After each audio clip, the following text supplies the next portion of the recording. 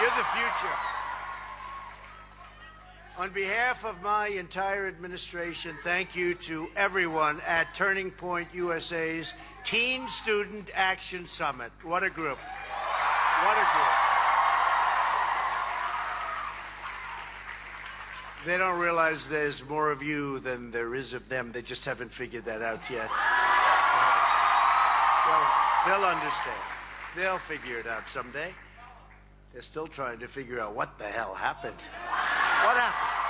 How did this happen? You've come to our nation's capital from cities and towns across America. You've given up a big part of your summer, which many young people are not willing to do, and we understand that too, but what you're doing is fun, and it's important, so important. You've paid and paved your own way to get here, and in some cases it wasn't easy, and you've done it for all of us. You've done it for one simple reason. You are loyal to our nation, you are devoted to your fellow citizens, and you will always put America first.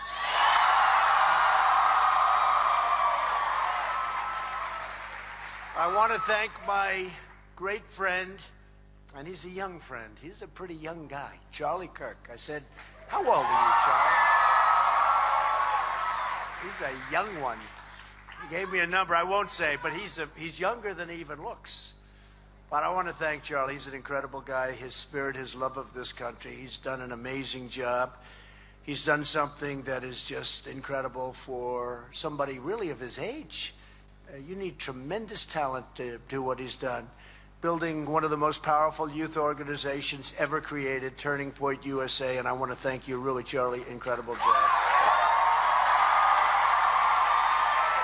The young leaders here today are part of a movement unlike anything in the history of our nation. There's never been anything like this. And the fake news doesn't even talk about it because, no, but when I say it, they don't correct me. They don't say, oh, he gets a Pinocchio. They can't because it's true. It's true. You know, they can find fault with anything, but they never talk about that because we won. You know, there have been some pretty good movements, and they won New Hampshire, or they won a state someplace, but they didn't win the whole ball game. And you saw what we won, and you could see it, we could feel it, we knew it was going to happen because it's a movement about reclaiming your future, rebuilding your country, and restoring your destiny, and renewing the values that are the true source of American greatness. We lost those values, and we're getting them back rapidly. We're getting them back rapidly. Just backstage, a gentleman, very rich gentleman in this case, came up, sitting in one of these rows, I assume. Yeah, there he is. He said, sir, thank you for saving our country. And I said, thank you very much. And, you know, I said, thank you very much. And I looked at Charlie. I said, Charlie, do you have any idea how many people say that? I gave the commencement address at the Air Force Academy recently and at Annapolis the year before. And they said, sir, would you like to shake the hands of all the cadets? I said, how many are there? 1,100. I said, yeah, that sounds okay.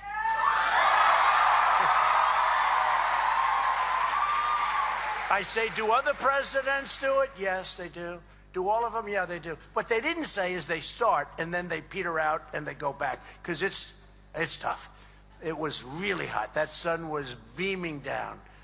And I'm just one hand. And some of these guys are great athletes. And some of the women, they had some women in the class that their hands were very strong, okay? And they were all shaking. And, you know, they're a little nervous. Maybe they're meeting the president. They're shaking strongly and, oh, sir. But, you know, with shaking 1,100 hands and saluting, we're saluting, shaking, turning, spinning, they're coming at all different directions. Felt like a great fighter pilot. But I stood up there for the whole thing. I said, there's no way that other presidents have done that. He said, no, they do it, but they leave after about 50 or 60 people. I said, why didn't you tell me that? But I'm glad I did it. But I did the same thing. I did the same thing at Annapolis the year before. Great place, just great. And I shook the hand of, I think, 1,011 at Annapolis. And it's really something great. But so many of these young, incredible people, they're like you. So many of these young, incredible people, they come, sir, thank you for saving America. Sir, thank you for saving America. Sir, thank you for saving our country. So many of them. It's not rehearsed, it's just that's what they feel. And you know what? Somebody had to do what I did. It's not pleasant. We have a deep state, we have bad people, we have sick people. I watched just this morning this Tlaib.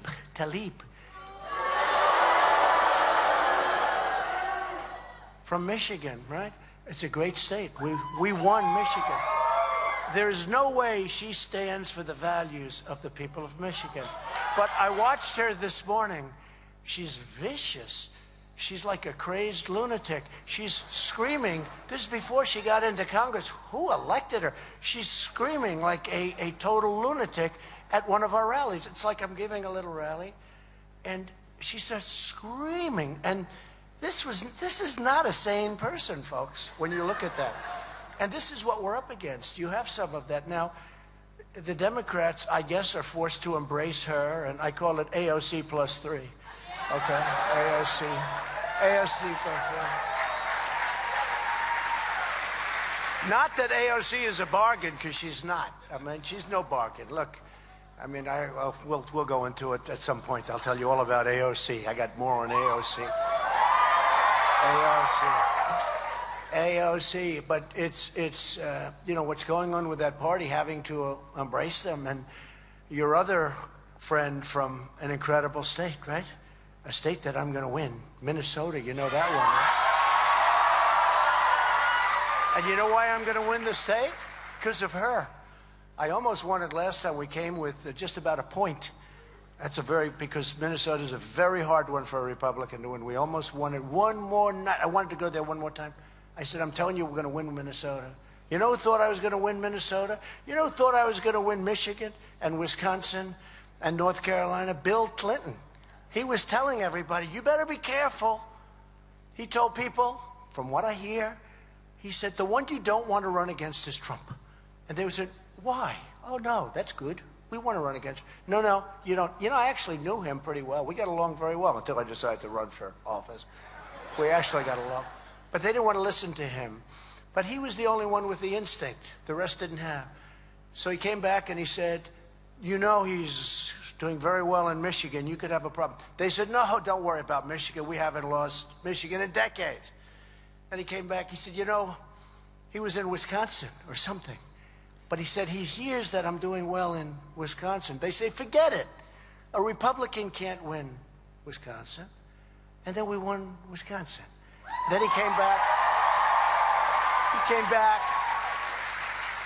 And I say this with a certain old-time affection because I had a very good relationship with him before doing this. You know, now it's a little harder for him to have a good relationship. Yeah. But he said, you don't want to run against Trump. Don't run against Trump.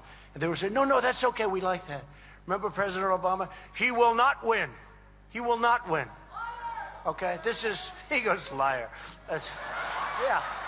Hey, did Obama get a Pinocchio?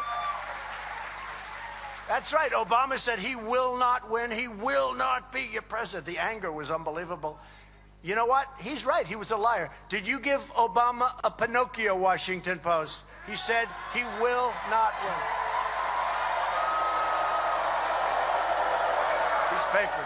These papers are so bad. So yesterday we had a story in one of the papers that I thought was good, but they're really not. You know, when you analyze, there's almost not too many of them that are. The wall. We're building a lot of wall. But well,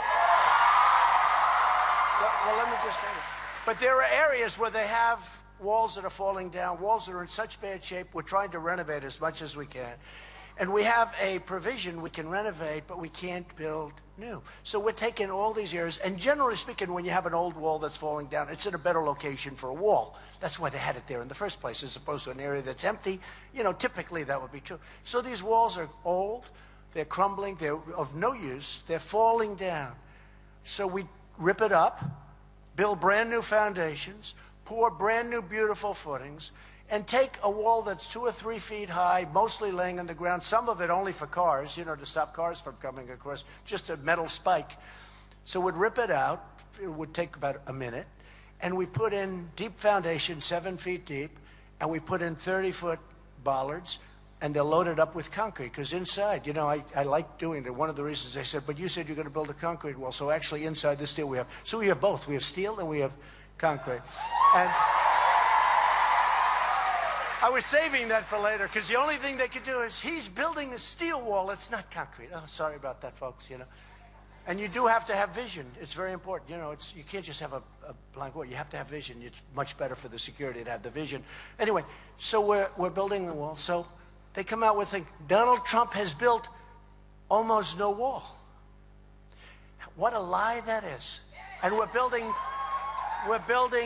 50 miles here, 50 miles there, 50, all in the right locations, because there used to be walls, but we had to take them down. In some cases, if they're good enough, we'll renovate it, because we can do it for a lot less money.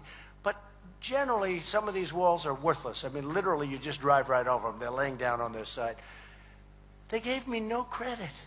But if you read the story, they'll say, well, he has renovated a lot of wall. Well, that's not even a renovation, let's face it. That's a brand new wall. It's all brand new wall. It just shows you how dishonest this fake news is. And this is what we have to deal with. This is really what we have to deal with. But get used to it. Many of you are going to be in politics. Just get used to it, okay? Get used to it. Together, is this true? We believe in the American Constitution, and we believe judges should interpret our Constitution as written. You'll be seeing this. We believe in religious liberty, the right to free speech, and the right to keep and bear arms.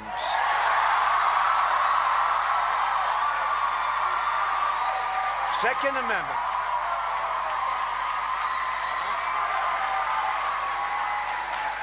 What a group.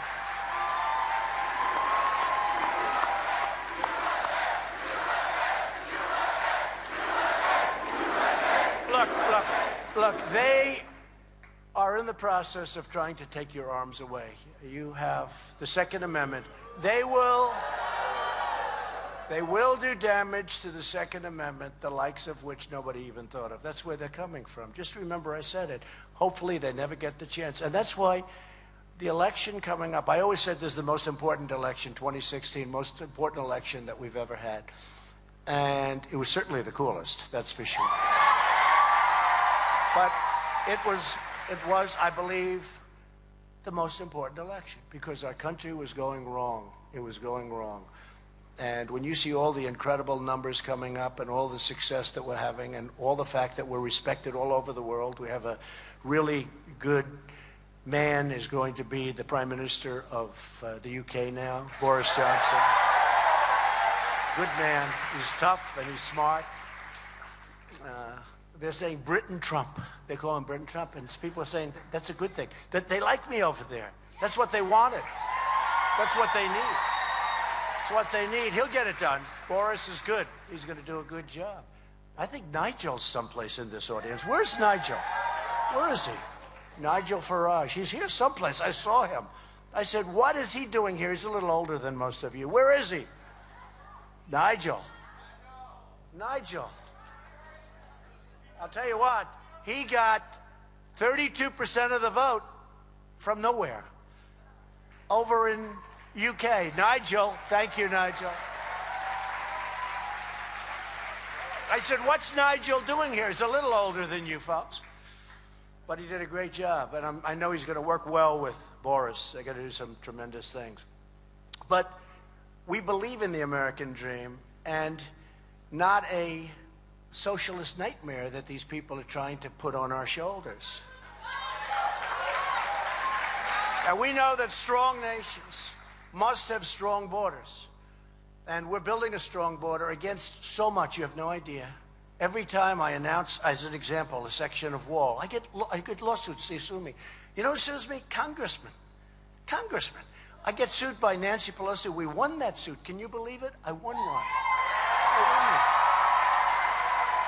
We won a couple of them, but we have suits on the border. We had one judge. They always sue in the Ninth Circuit. You know what that means, right? They sue in the Ninth Circuit, which is sort of like an automatic victory.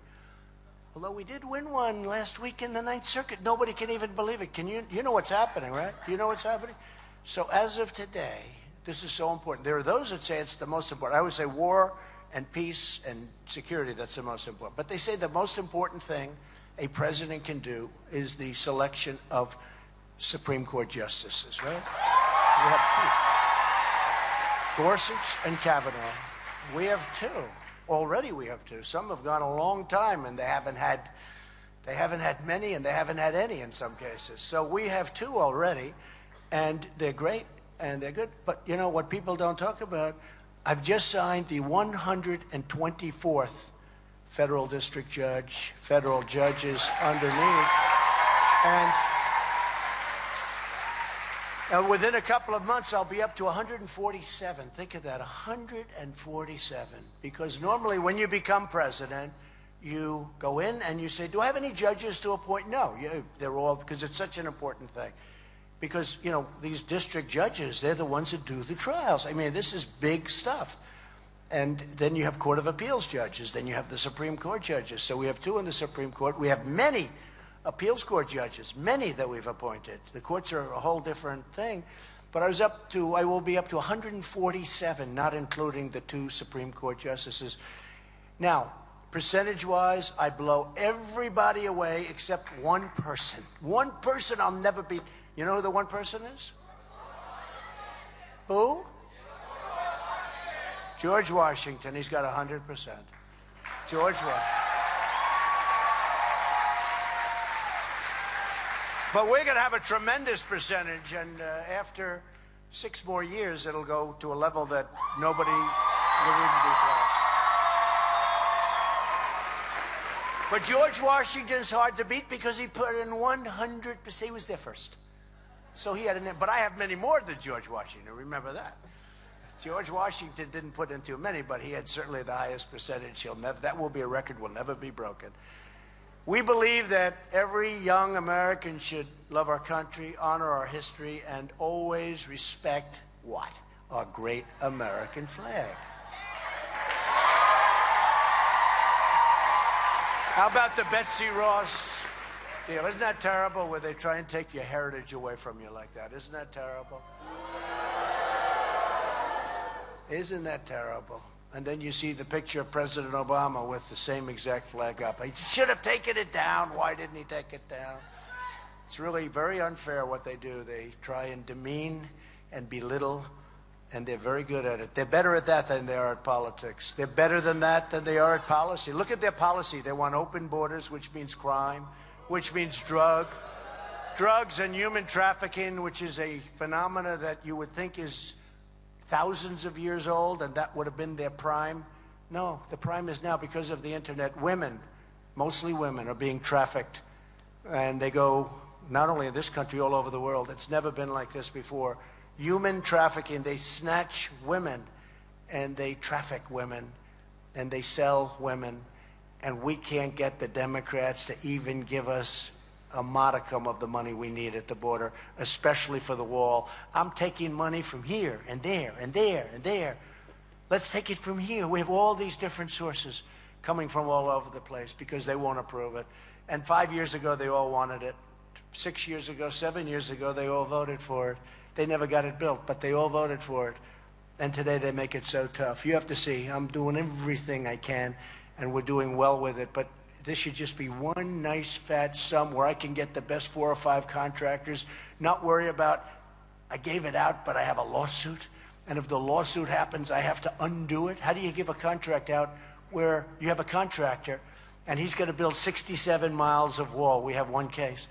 But we're being sued, our funding source, because we're taking it from a certain area.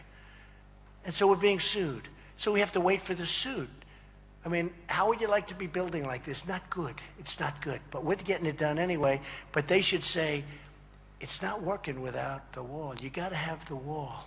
You got to have, when they bum rush you, they did that last week. They rushed in a tremendous large number of people. By the way, you know why they're coming up, right? Because we have created the strongest economy in the history of our country. So they're coming because they want a piece of the economy. They're not coming up for safety and this, that. Do you ever see these people? They fly their flag. They come up from Guatemala, who, by the way, went back on their word to us. They were all set to sign a safe third agreement. And then today, or yesterday they announced they can't do it because they got a Supreme Court ruling. Their Supreme Court, right? They got to, in other words, they didn't want to sign it. So they're supposed to sign what's called a safe third. That's a good thing for us, okay? That's all I have to tell you. And they went back. So we're going to do either tariffs, or we're going to do a form of tax, or we're going to use our ban. You know, people don't realize we won the ban. You know, I saw one of the journalists, we'll call him, who happens to be back there, I believe. Look at all those cameras. Isn't that terrible or good or whatever? Look at all those cameras. Wouldn't it be great if they told the truth? They have such a low credibility. They started off very high, and then Iran, and their credibility is so low you wouldn't believe it. But that's okay. But wouldn't it be nice if they think of it? What would be if we had an honest? I don't want a media that's for me, I just want an honest media. So we have our best poll numbers today that we've ever had. Can you imagine how good our poll, with all the things that we've done, how good our numbers would be if we had just a fair media? Because they can take, and he goes 100%.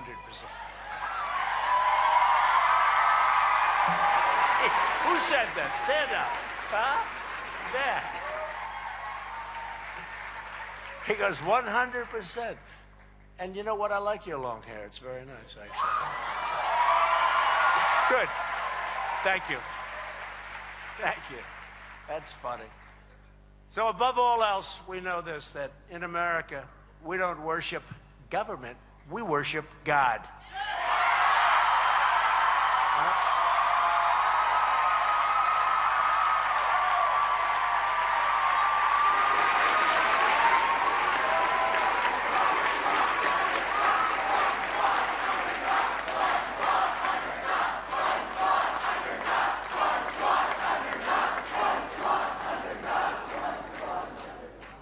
I'm not disavowing that. They'd like me, would you disavow that? No, thank you. The squad. No, it's very good. Very true. These are the values that unite everyone in this room. These are the values that inspire hundreds of thousands of Turning Point USA members at more than 1,400 college and high school campuses in all 50 states. It's incredible what's been done with Turning Point and the job Charlie and everybody. I've met all of the people backstage just a little while ago. These are people that love our country. It's amazing what they've done, the job they've done, and in a pretty short period of time. And I was telling Charlie, too, and I said it before, remember, you are not in the minority. Most people are with you. There's a young woman today, I saw her on a beauty pageant, and she has conservative values. And the pageant, which used to compete against my pageant, I did much better, but that's okay. I had the Miss Universe. This is a different company. But I sold it. I figured when you run for office, I sold it to IMG, great company. You know, it worked out a very nice deal, too. But when you run for office, owning a beauty pageant is not the greatest idea. Do we agree? Owning the Miss Universe and Miss USA, and Miss Teen USA, by the way, was not exactly good with maybe running for president. So we sold it to IMG, but what they did to this young lady was terrible. And she was on Fox and Friends this morning wearing a Make America Great Again hat, which was pretty cool. Each of you is coming of age at a time of unlimited possibility. It's true, better than I think ever before. We have the hottest economy on the planet Earth, and I was elected. We've created more than 6 million new jobs. More than 7 million Americans have been lifted off of food stamps. Think of that. Unemployment for young Americans aged 16 to 19 has reached the lowest rate in over half a century. The unemployment rates for African Americans, Hispanic Americans, and Asian Americans have all reached their lowest levels ever recorded.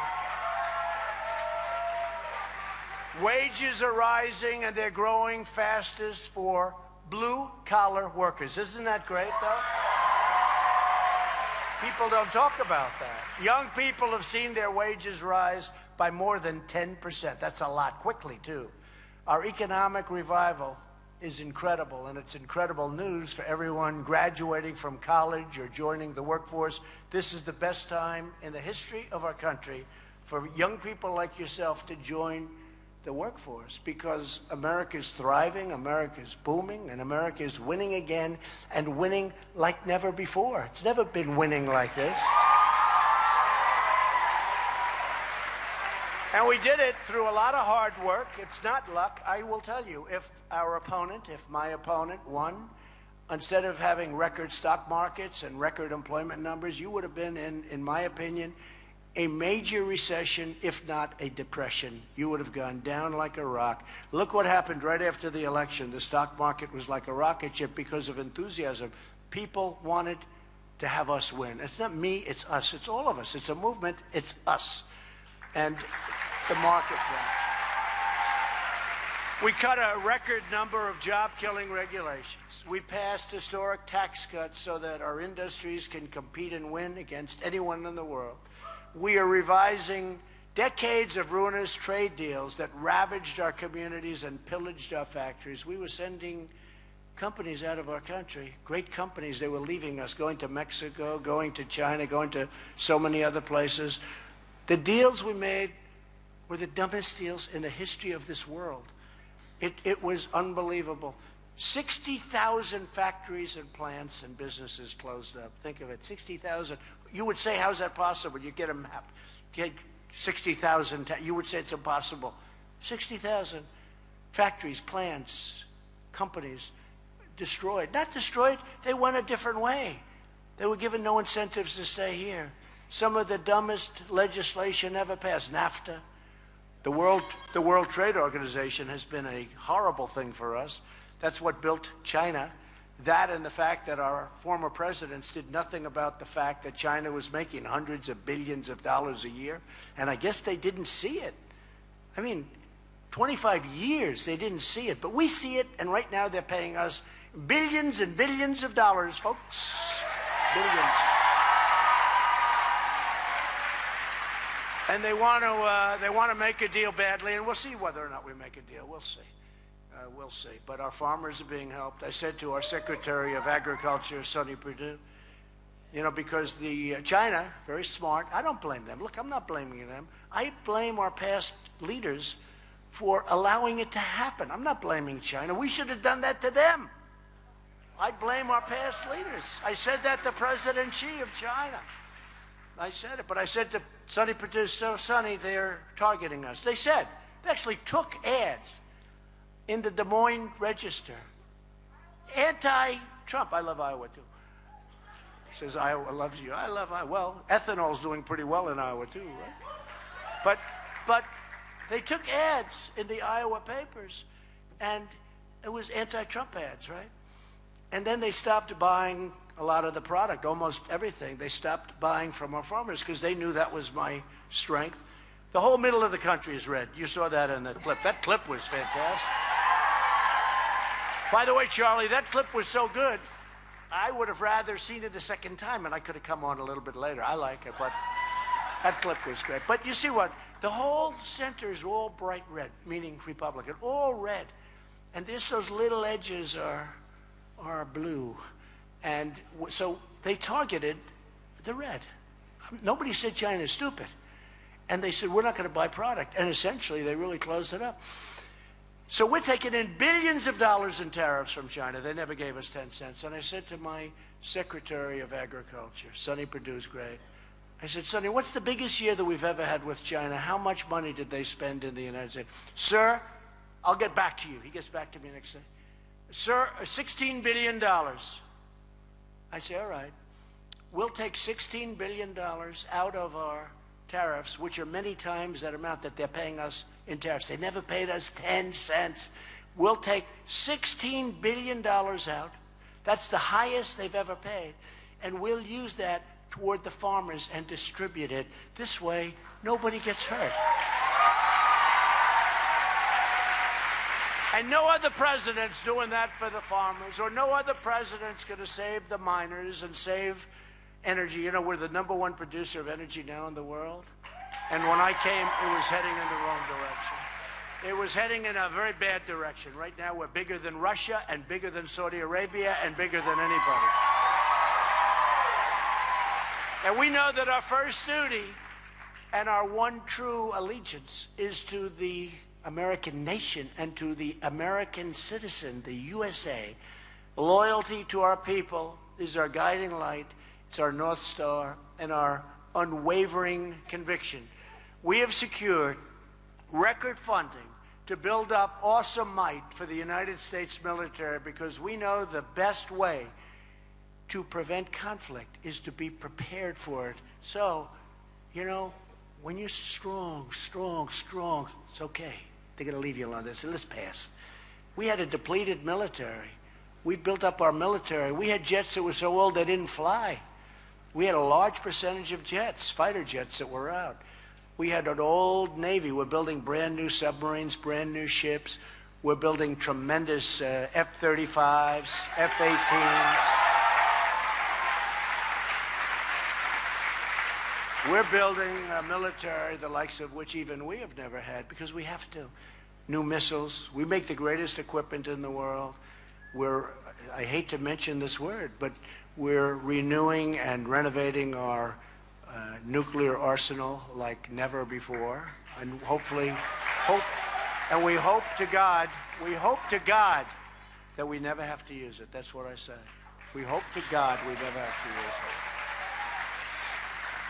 But we have to have it ready. We have to have it as a horrible, to me, the most horrible alternative that can happen is that. But we have nuclear, the likes of which nobody's ever had like we have. And all pray that we never have to use it. Our agenda is pro-worker and pro-family. We're making child care more affordable, expanding access to vocational education, so important.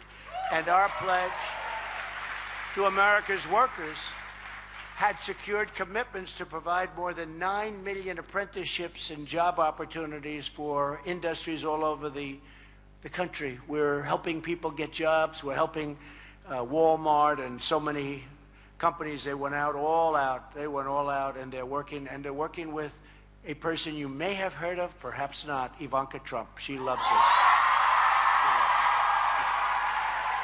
She loves it. I'll tell you, she didn't need it.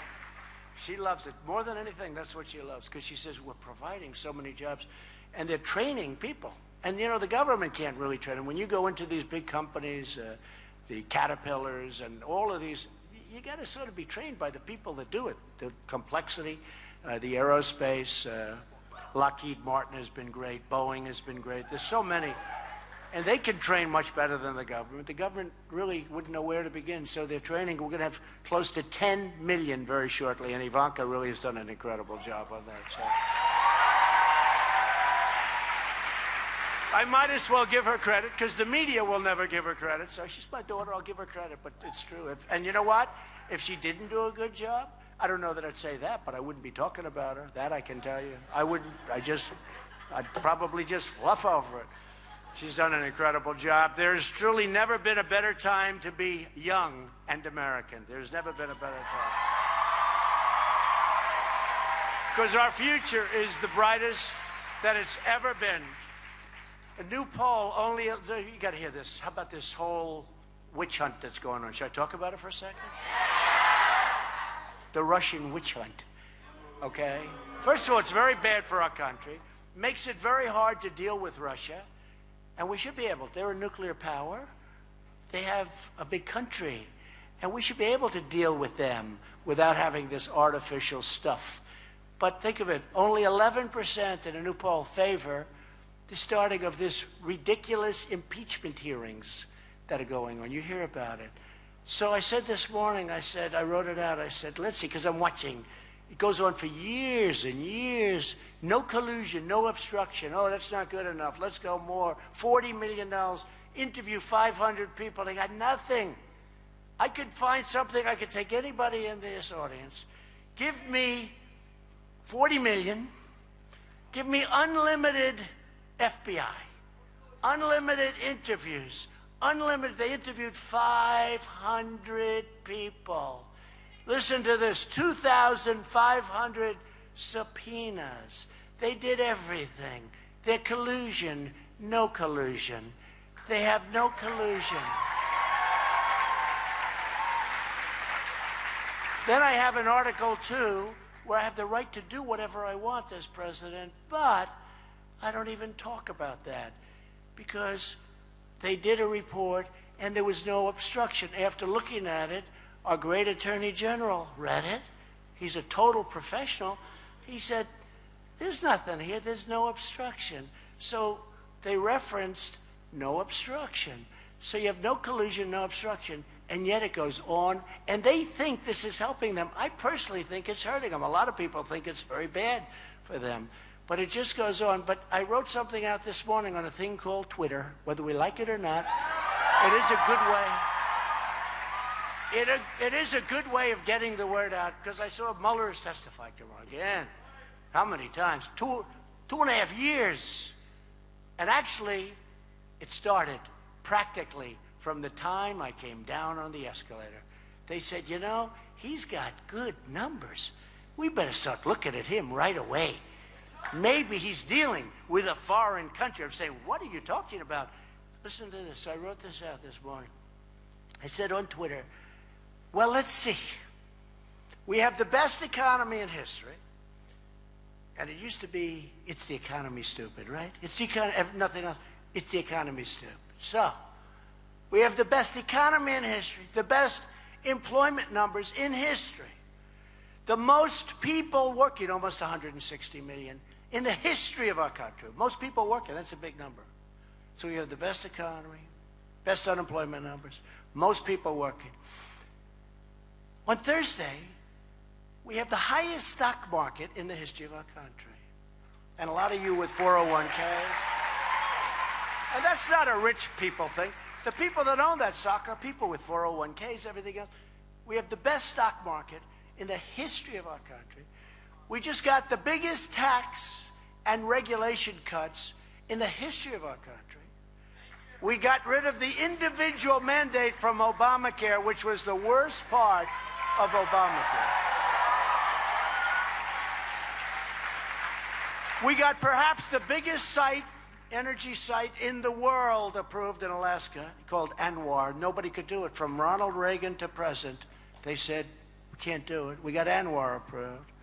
We have the best and newest military that we've ever had, almost totally rebuilt from the depleted military that I inherited 2.5 years ago. Our military was totally depleted from these ridiculous, endless wars. So we have the best, newest military in history. And the VA, you don't hear any problems anymore, do you? Remember? You'd hear so many problems. We have the best VA in history, and I got choice. So that's one of the big things that's working. So that if a person has to wait for 3 weeks, 4 weeks, 5 weeks, can you imagine you go to a doctor, they say, come back in 6 weeks?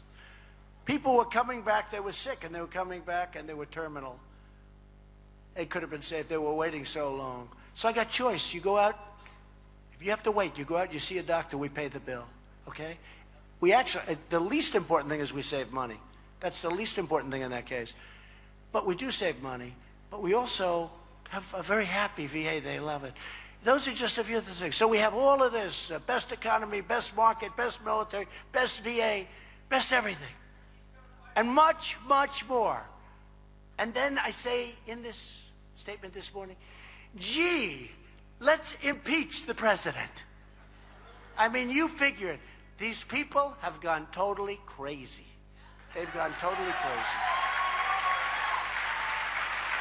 It is sort of nuts.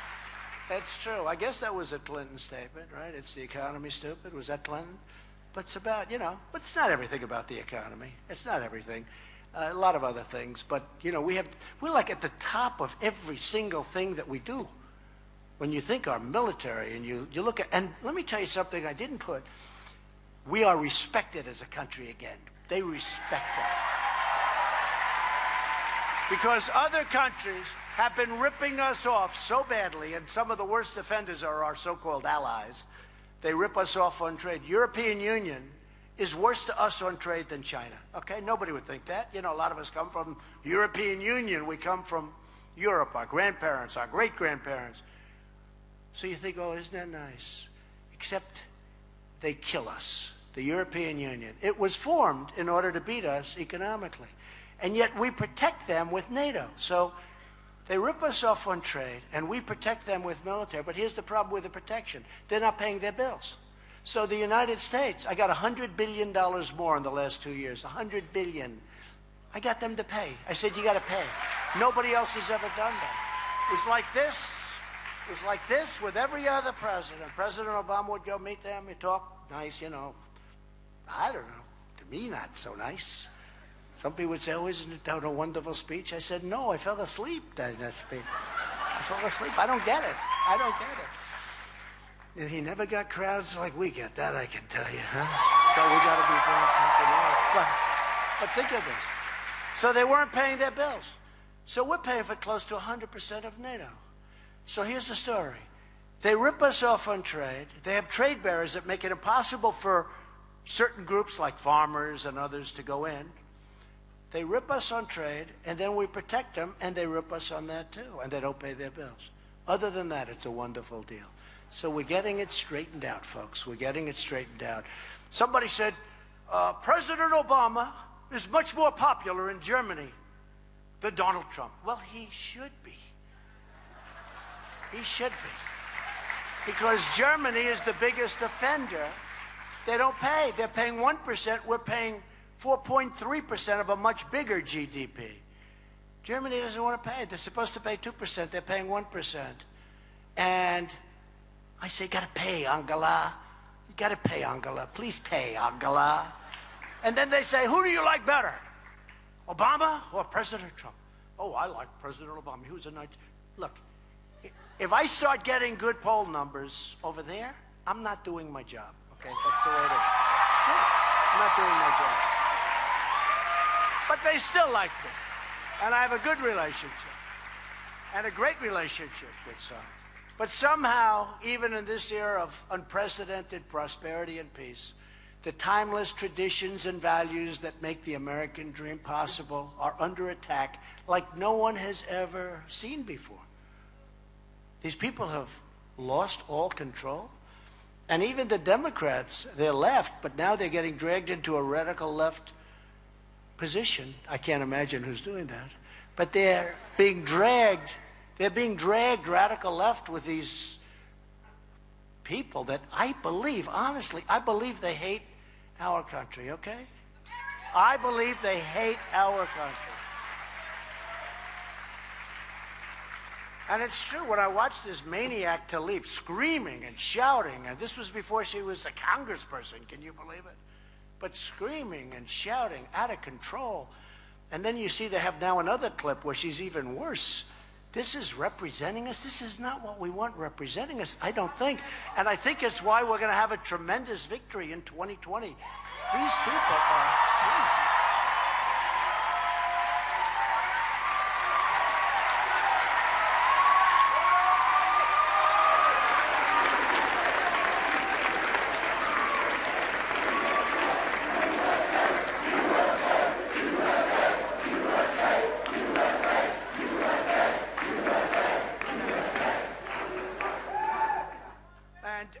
When I have one of the others, I guess this is Cortez. I said, I'm not going 3 names. Sir, her name is Alexandra.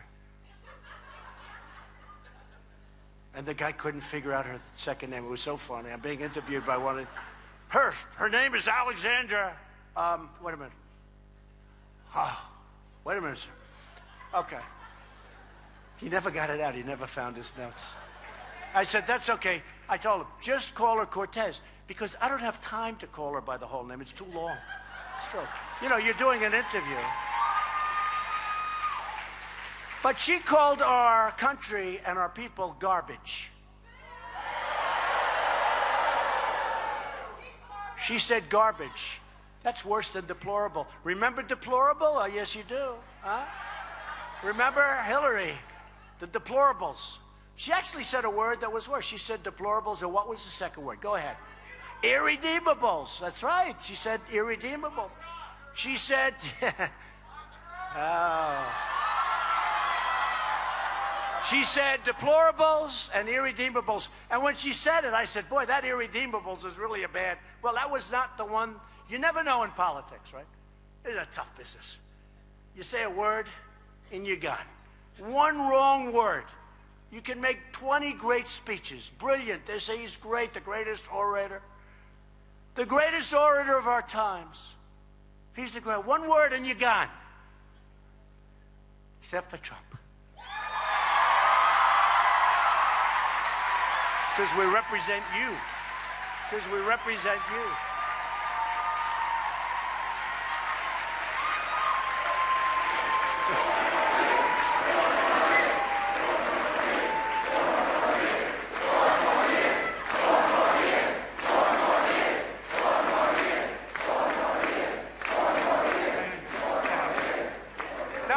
It's a tough business. One word, and you're gone. It's an incredible kind of a profession to have. That's why they're scared. You know, they go around, they're petrified. They're petrified that they're going to insult 15 people and lose an election by calling out these 4 people, the squad. Well, by calling them out, because we don't like when they talk about evil Jews. We don't like when they say horrible things about Israel. They say, you know, people are opposed to Israel and they can express what their opposition.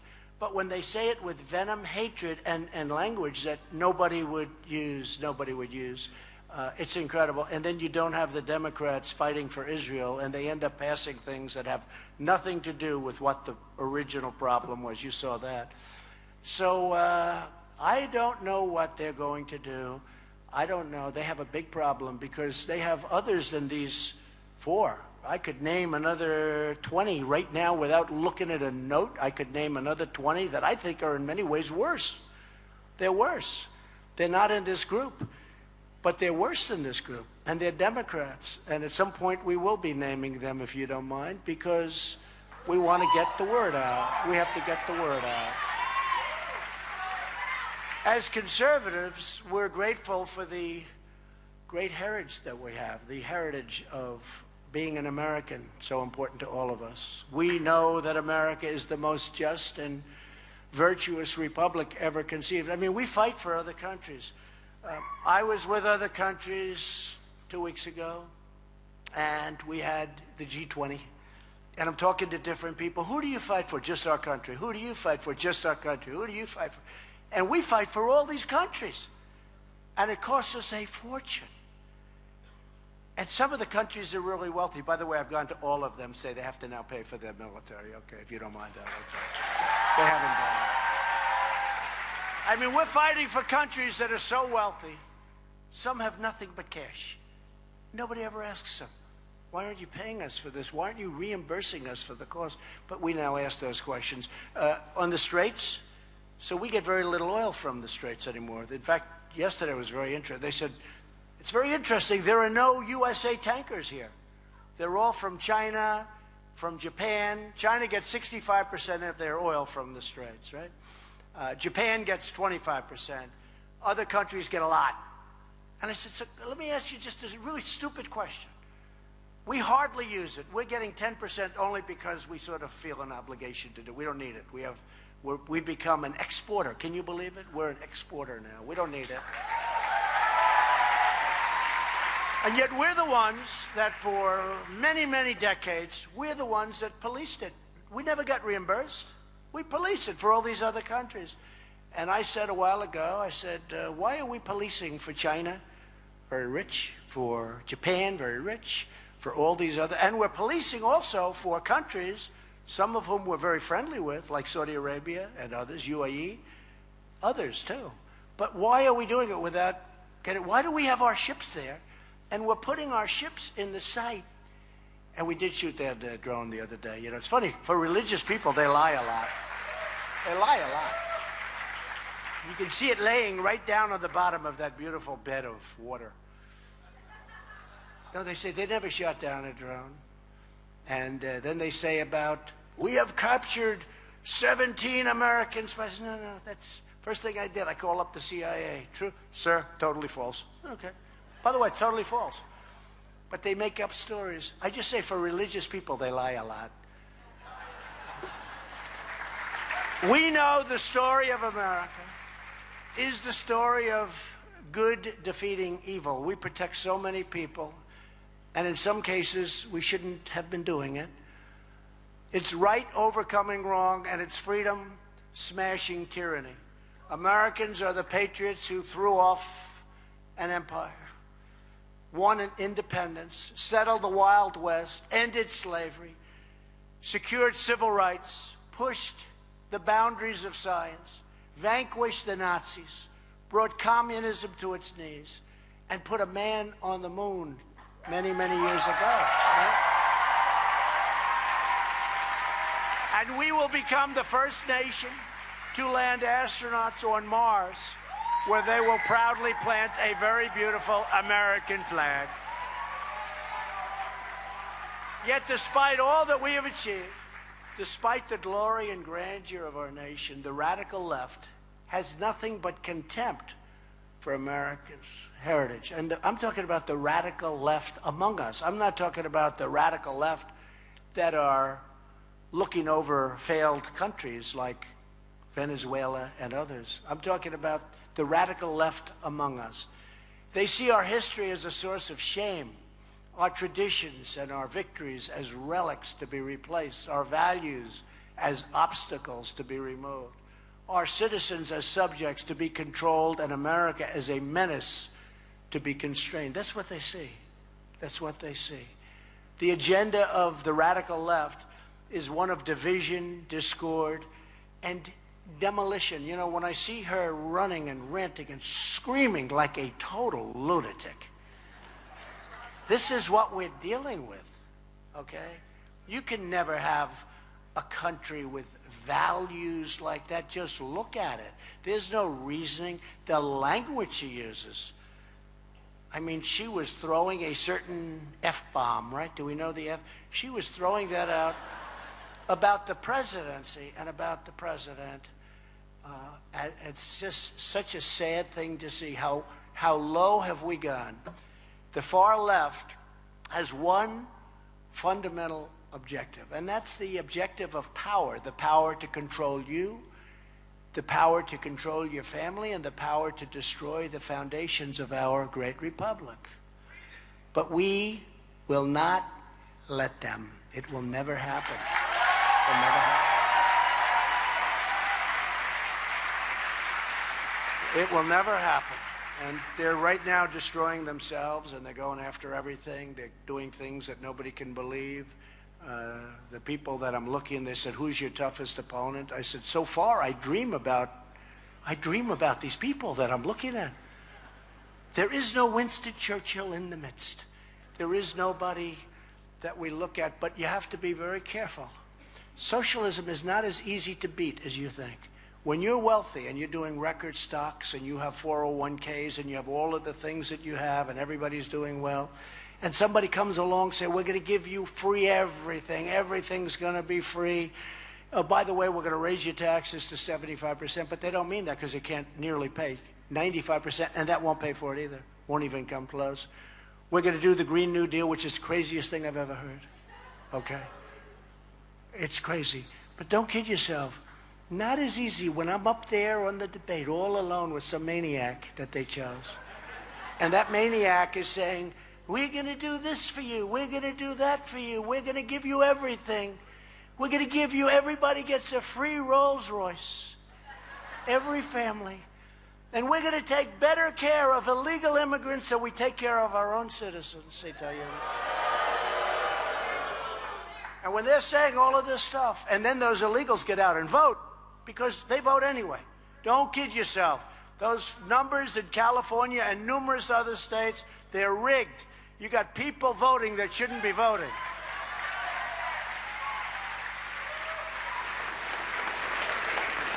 They vote many times, not just twice, not just 3 times. They vote, it's like a circle. They come back, they put a new hat on. They come back, they put a new shirt on. And in many cases, they don't even do that. You know what's going on. It's a rigged deal. For example, the radical left is waging an unprecedented assault on the rule of law in America. They are. They want to eliminate our borders and totally abolish ICE. And now they want to abolish a thing called Homeland Security. That means going on airplanes without any security. That means doing all of the things that you do, and you appreciate it, but you don't even see what's going on. But they now want to abolish Homeland. They started off with ICE. And let me tell you, these ICE people are great patriots. That's a tough job. They go into these MS-13 gangs, and you know, even your local law enforcement, and we love our law enforcement. We love our law enforcement. But these gangs are mean, they're tough, they deal in a medieval style. They cut people up medieval style because it's more painful. These are sick people. We don't want them. We're taking them out by the thousands out of our country, by the thousands. So with raging anger, ignorance, and malice, the far left has slandered, libeled, and smeared our law enforcement heroes. They just go after our law enforcement. It's so sad to see. They're so respected, and yet they don't know it because all they do is they see the negativity put on by the media. But the American people forcefully reject these hate-filled attacks, and that's what they do. They're hate-filled, and they are indeed attacks on our very brave public servants. Americans will always stand with courageous men and women of ICE and Border Patrol and law enforcement. Always.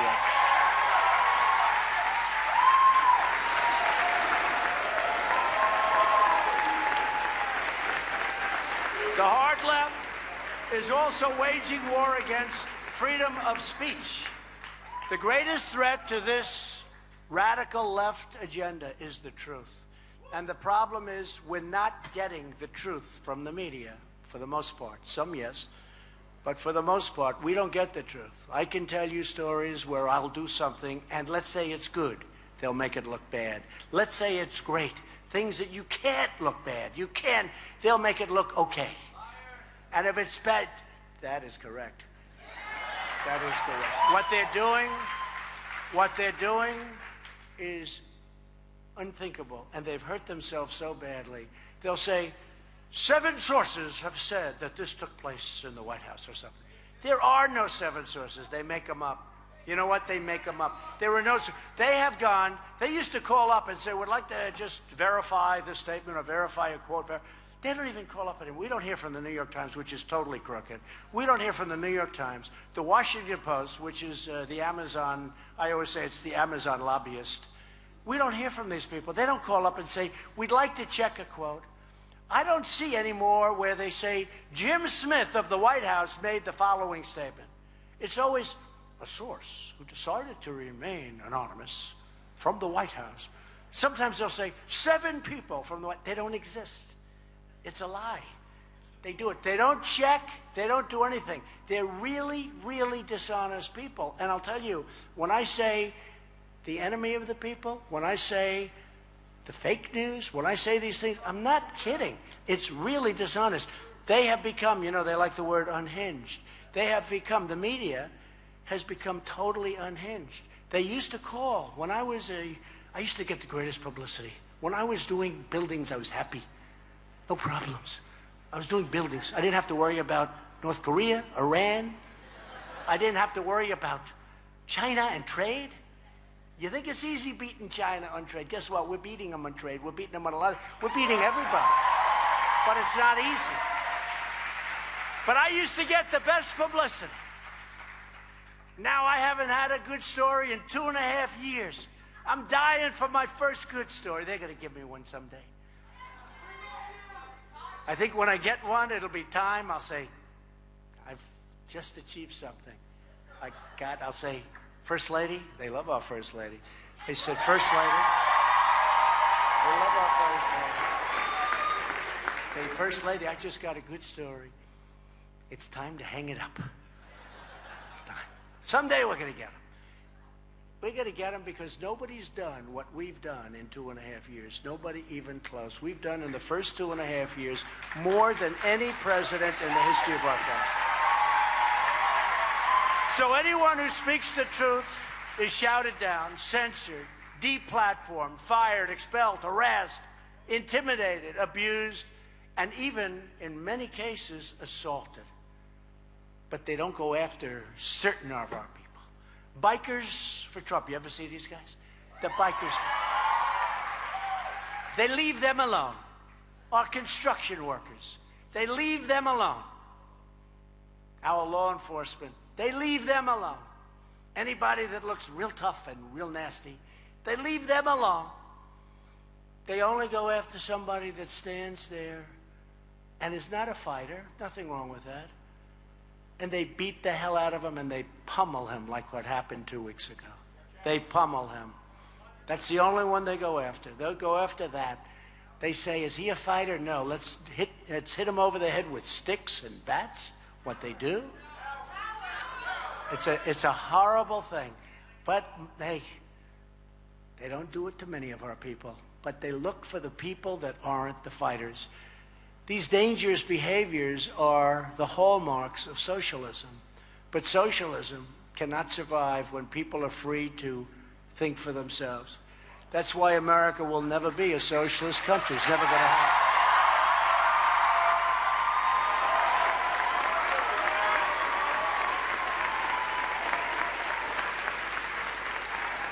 So, thank you.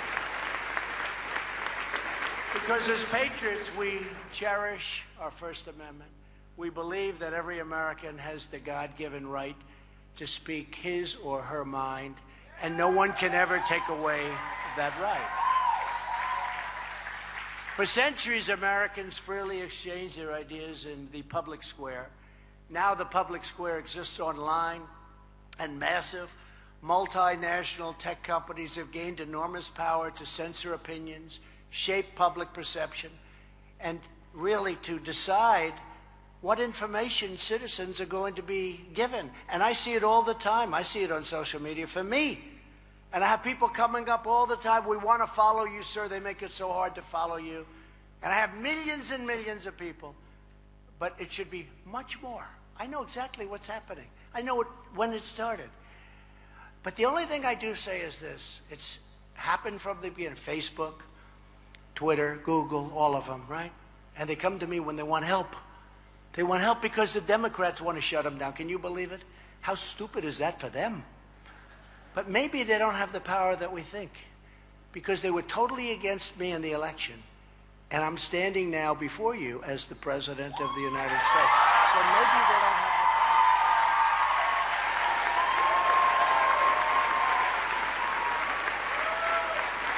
Maybe they don't.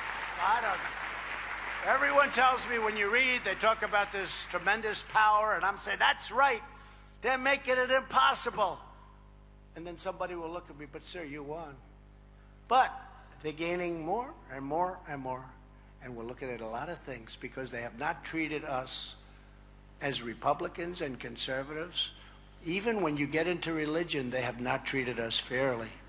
They haven't treated us fairly. A free society cannot allow social media giants to silence the voices of the people. That is why I've asked my administration to explore every possible regulatory and legislative solution, because you have to have free speech. You have to have free speech. I've also instructed federal agencies to hold our public colleges and universities accountable when they do numbers. You go up to speak, and what they do to our people is just... And by the way, I'm president of all the people, everybody. Everybody. I love everybody. I have people maybe I shouldn't love. I love this nation. This nation is made up not only of us, it's made up of everybody. But what they do is so unfair. Any college that refuses now to respect your First Amendment rights will be asking for billions and billions of dollars, and they won't be getting it. They won't be getting it. Sorry.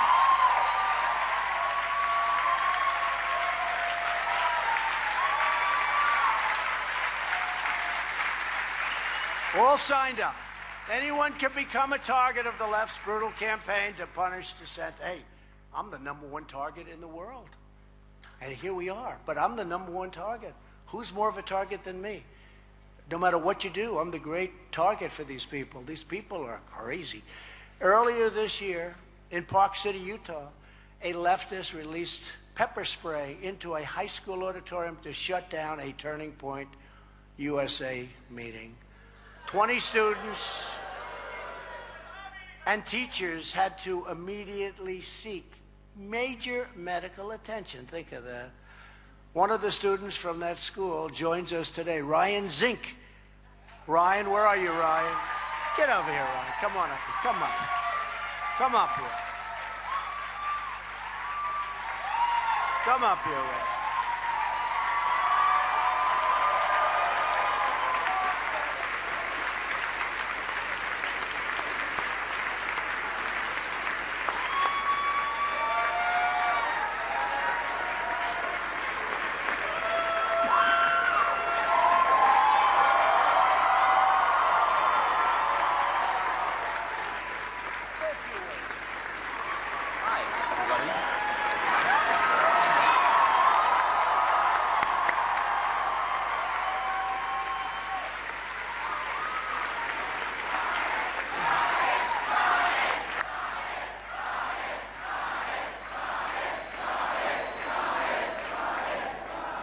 I do believe the free speech in our schools is currently at stake. As conservative students, there are many cases, myself, some other people that I've met here and across the country, are being silenced, are being shut down by whether it be their schools, teachers, friends. We're not being listened to properly. And our voices need to be proudly expressed, and we cannot be silenced.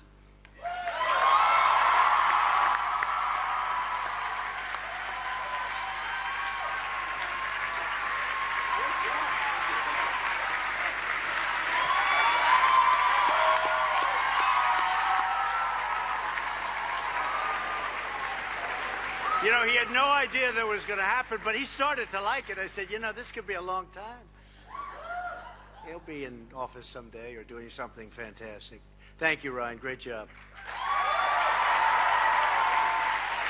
In May, faculty at West Haven High School in Connecticut tried to ban the local chapter of Turning Point USA because students hung up a sign that read, "America is the best country in the world." Can you believe that?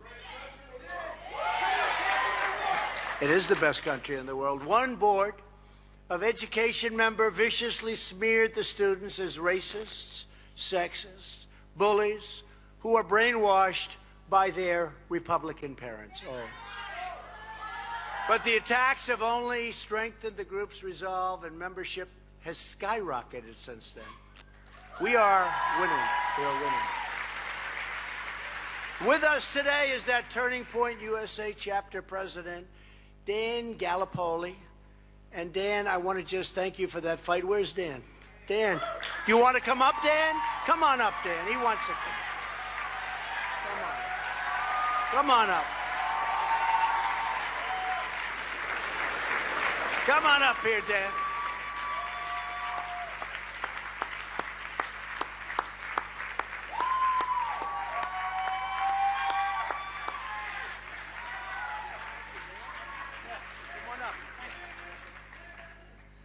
Hi, everyone. It's great. It's so great to be here. It's such an honor. Thank you all so much. Thank you, Turning Point USA, for all of your support and for helping us with the fight for free speech on campus, no matter what they say. No matter the teacher, no matter the student, no matter the faculty, we will stand up for what we believe in.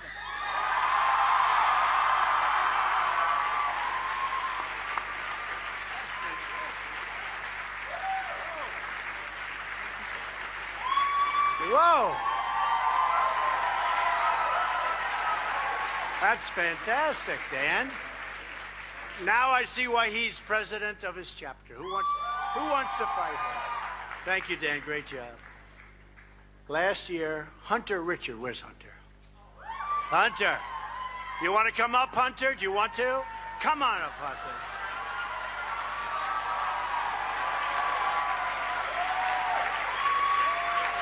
Hunter's a high school sophomore in San Antonio, Texas. Great place.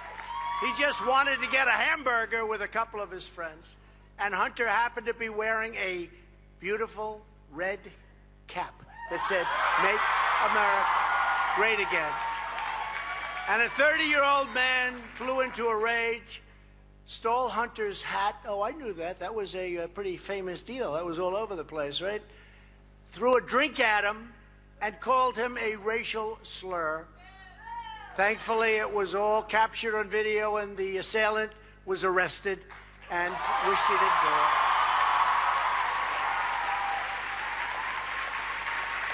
And we all watched that event many times, that scene many times.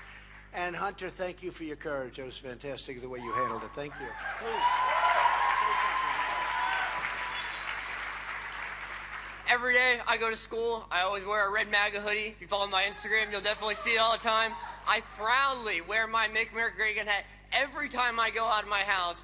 Although I will say this, Mr. President, I do have one problem with you, and that's that I only get to have you as my president for 6 more years.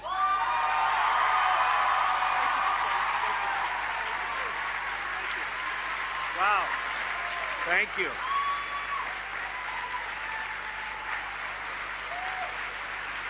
Great future. Thank you. Boy, I'll tell you. Thank you very much. That's what they're afraid of, you know. Did you see the other side? Did you see they have some comedian, third-rate comedian? He's going, and he really means it. You know he's going to win, don't you? They go, well, maybe. You know he's going to win. And you know that in 6 years, you know it's going to happen. He's not leaving, you know that.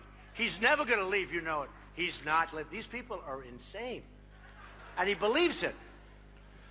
Thank you, Hunter. That was great. Great job.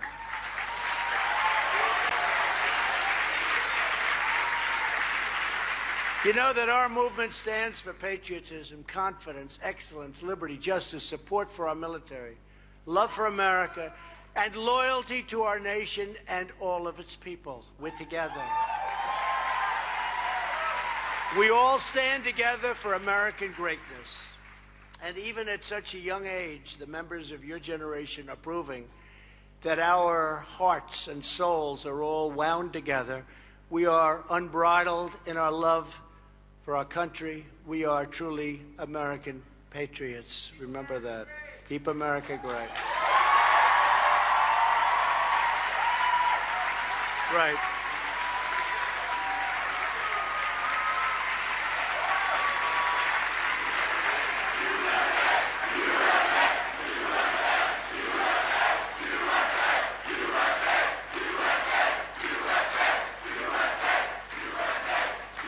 The forces of political correctness want to silence conservative students to make you feel alone, marginalized, and isolated, and you are not. But just look around you at this incredible record-setting crowd. Many, many people outside, too. I hate to tell you, I hate to tell them. They didn't do as well, but they have a screen. It's not as good, not quite the same, right? But we do the best we can. But you're not alone. The silent majority is silent no more. Your moment in the sun is just beginning. The story of America has always been written by everyday citizens who love their country so much they could not help but speak out. That's what happens. That's why these 3 young, incredible people came up here.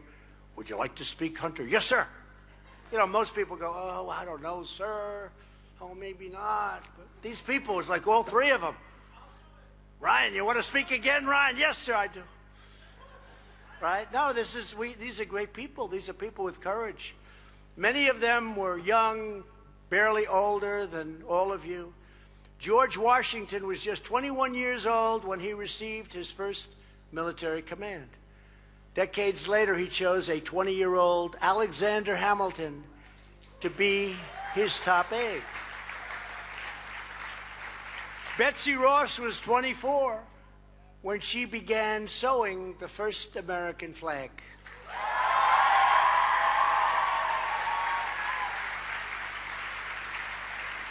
You think about it, she's probably more important now than she was 2 or 3 weeks ago when this stupid thing by Nike was done. And they're a tenant of mine. They pay me a lot of rent. I probably won't see those checks anymore, but I don't care because I'm president. I don't care about that.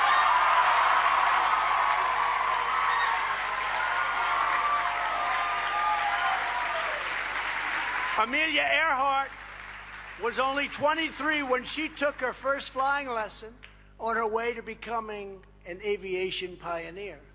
Martin Luther King was 26 when he marched for justice through the streets of Montgomery, Alabama. General Dwight Eisenhower and General Douglas MacArthur were both in their early 20s when they graduated from West Point, never imagining they would someday save the world from tyranny. From the very beginning, America has been lifted even higher by the daring dreams of young Americans like each and every one of you. Now it's your turn to inspire our country. Your chance to choose greatness for America, because your time has come. Your time is now. The choices you make over the next few years will shape much more than your own future.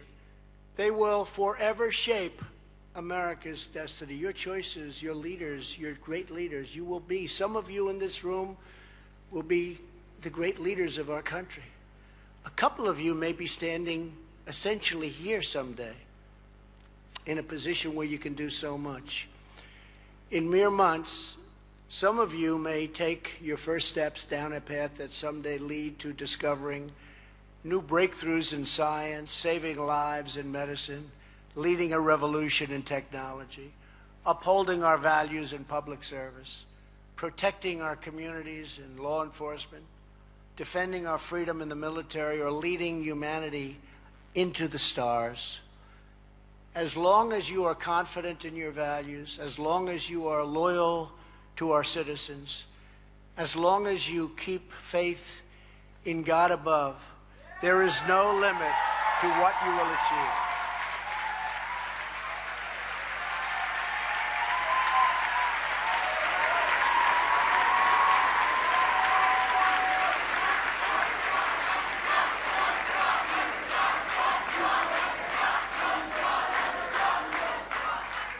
You are the ones who are lifting our nation in the very near future. And I have no doubt you will do it to soaring new heights. I have no doubt. I see the people in this room. There's greatness in this room. There's greatness in this room. Remember, I said it. Someday you're going to think back to this day and you're going to say, you know, I remember President Trump saying there's greatness in this room. And you're going to be not only speaking about yourself, you're going to be speaking about others in the room who you know, who are going to rise to great heights with you. You are the ones who are bringing about the incredible rebirth of the American spirit. You are the ones who will make this moment a turning point, a true historical moment. This generation, your generation, will make the light and the glory of America shine brighter and longer and prouder than ever before. I want to congratulate you. You've had a long journey, but your journey has just begun. I want to thank you for being here. May God bless you.